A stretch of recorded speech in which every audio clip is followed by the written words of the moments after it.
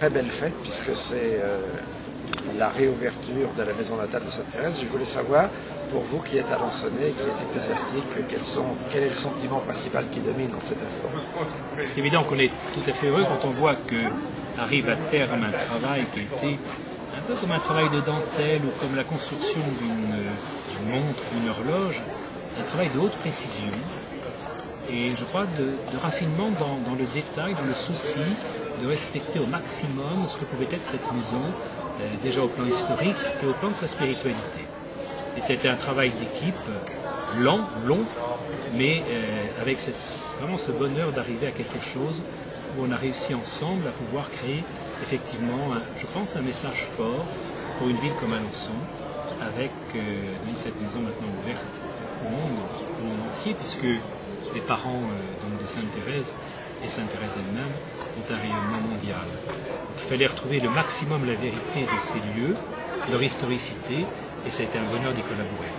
Alors vous parliez de message tout à l'heure, pour ceux qui ne sont pas pratiquants, si vous vouliez résumer le message de Thérèse, vous le feriez comment?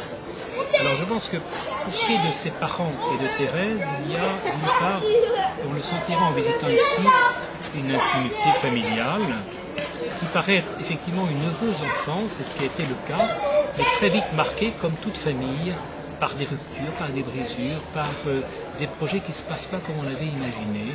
Et il est certain que le cancer de la maman à 46 ans, le décès donc d'une mère pour une enfant de 4 ans et demi, ça fait partie des traumatismes que beaucoup doivent vivre dans leur vie, y compris très très tôt.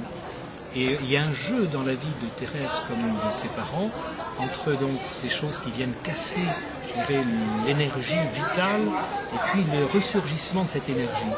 Et peut-être que pour moi le grand message, c'est le sourire.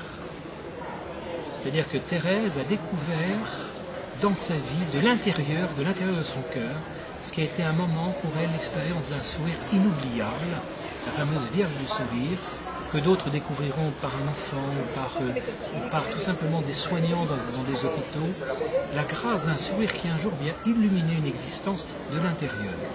Et je crois que Thérèse, comme ses parents, ont fait un jour cette expérience d'un sourire qui vient le plus profond que tout, et qui aujourd'hui devrait pouvoir rayonner ici. Vraiment. Je crois qu'il y a, nulle part ailleurs on invoque Marie sous le nom de Notre-Dame du Sourire, et nous avons cette chance à Alençon et à Lisieux de pouvoir découvrir la profondeur de ce qu'est le sourire humain. C'est le caractéristique de l'homme. Si le courir est au cheval son spécifique, le sourire est à l'homme sa caractéristique.